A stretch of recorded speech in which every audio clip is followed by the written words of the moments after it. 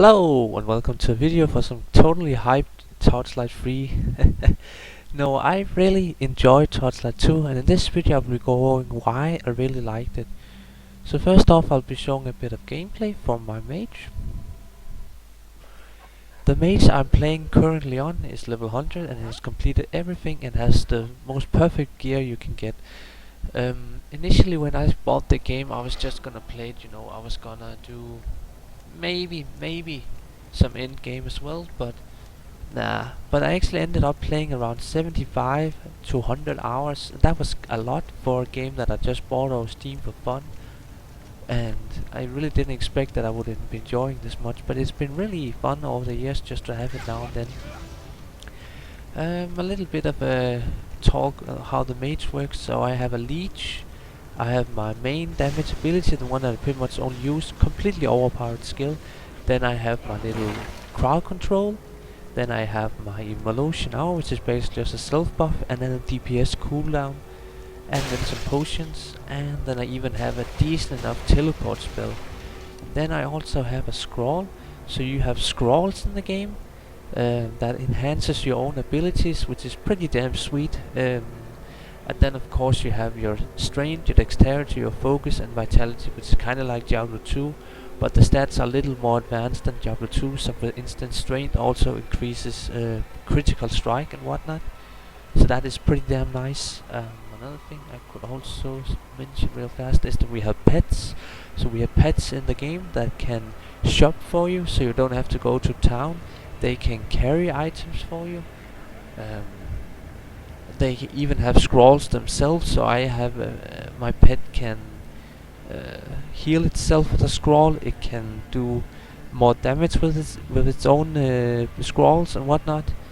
And then I keep my own scrolls myself, and this is also the scrolls that I use: barter, arcane tools, and whatnot. Pretty awesome little extra niche thing that other games don't usually have. I haven't seen this kind of system in other RPGs at least. I definitely enjoyed having the pets, cause you can carry extra items on your pet. So say you have some junk, you can just put your junk items on your pet, and then he can go sell it for you. So like I can go sell this useless gem here.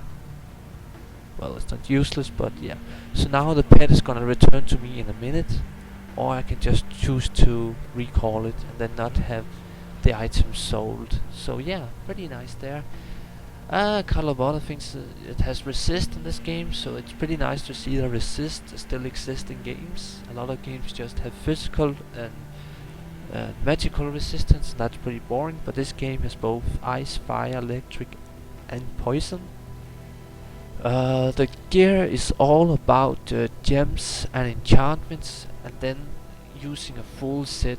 So it's kind of like Diablo 3, but the items are completely overpowered first when they are fully enchanted. So you can see down here, ice armor, fire, electric armor, and then I have two insane duels in them.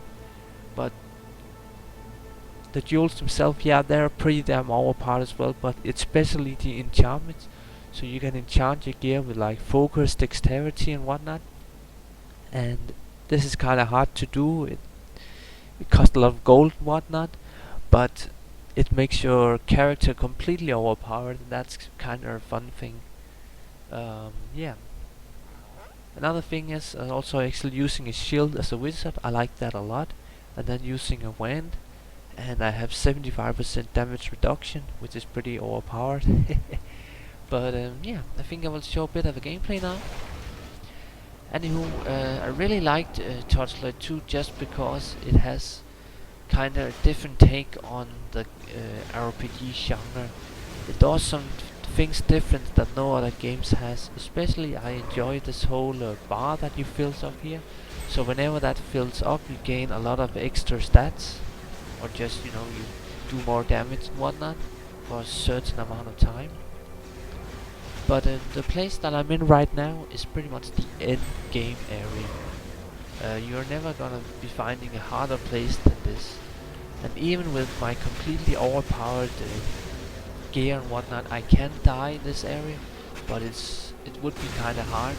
But I still need to play well on the last waves. I might not do a complete run here, just kind of want to show a little how it's like on the end game side. What else could I say? Yeah, so we have quiz systems, kind of like Diablo 3, but it feels like it's in a quiz log. It's kind of like an MMO. I quite like that. There are side quests as well in the game, so you can kind of just not follow the main story and then go some weird place if you want to waste a little bit of extra time. Yeah, I should also show a little bit about the skill tree. So the skill tree has 3 tabs, and it works a bit like Diablo 2, but not quite. But it's definitely more advanced than Diablo 3. And each the skill trees are completely different. So I have fire, frost, and lightning. And you basically use all 3 trees for most builds. Most characters use all their abilities.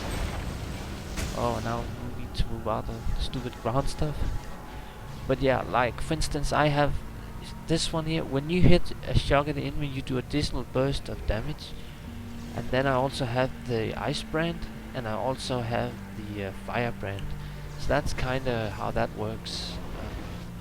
But yeah, I already told you about the skills, how they work, my build.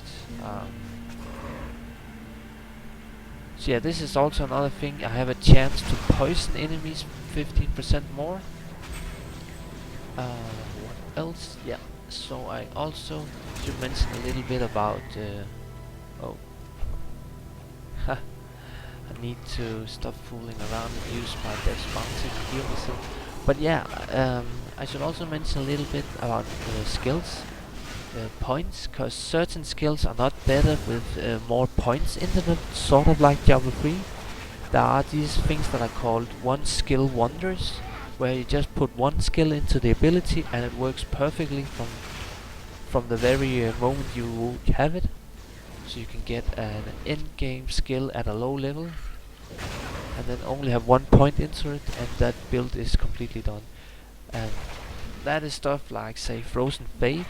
So I have a chance to freeze enemies, and also abilities like Frost Phase for teleport, which is really cool to see that certain skills don't need a lot of skills in them to work. Yeah.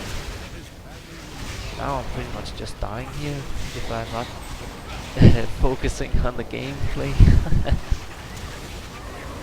But yeah, this build is completely overpowered. At some point it does get a little bit harder, this area, and considering that this is the hardest area in the game, it's kind of a bit of a weird thing that even with perfect gear I can still face roll it, pretty much. But yeah, I want to showcase a little bit of what happens if you get far into this area. So let's open some chests. So these are the chests that you get when you've completed the area. The more waves you complete, and the last wave takes like 10 minutes to complete the area, the more gear you get.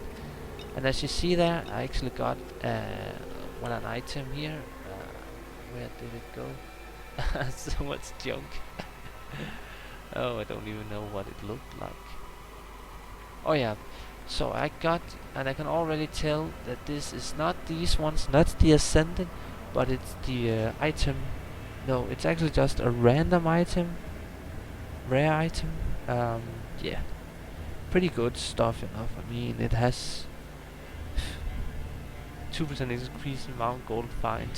Kind of weird thing. It's an okay patch, but it's in no way good. So let's see if I can get some even better drops. Even though I didn't do that many waves, I might get lucky, get some more chests. Nope, I did loot everything. But yeah, this is how the end game area works. This was patched about I think a year after the release of the game. So they made this patch in this area here, and basically the only thing you do is farm that area's end game to get gear. It's kind of boring, but yeah. Also another thing I want to highlight why I really liked it. I want to get out of the game now actually. I want to talk a little about mods. Well, I can actually just alt tab out, I think. Let's see if I could open the launcher even with the game open. Nope. Have to log completely out. That's fair enough. But I want to talk a bit about mods and why that is completely sweet. The mods are basically just a way to enhance the game, but it makes gameplay changes as well, and makes the game never really gets boring after a while. If you have played it for long, you can just install mods, and it feels like a fresh way to play the game. And I really like that the developers made the game open like this, so there can be mods installed to the game. So I have faster leveling, buff duration 5 minutes, double gold, and endless dungeon mod, really cool. Monster HP, mountain of consumables, respec potion, always good to be able to respec even more. Spell vendor and unusable items are read. So these are just the suggestions of some of the mods that I use personally for Torchlight 2, and yeah, I really like that. Um, I should also talk a little bit about Torchlight 3 now, because I am pretty hyped for that. Personally, I believe that we should not see Torchlight 2 anytime soon. Maybe in 2017, the end of that year. I feel like Diablo 3 has gotten so popular by now that game developers are kind of scared to make, what can I say, a competition to the game. Perhaps I should show a little bit about how you make a character as well. So let's make a mage here. Just gonna type something. So the customization in this game is pretty weak, but it's still more than Diablo 3, and that's kind of what I want to highlight. This game does some pretty good things that Diablo 3 never has.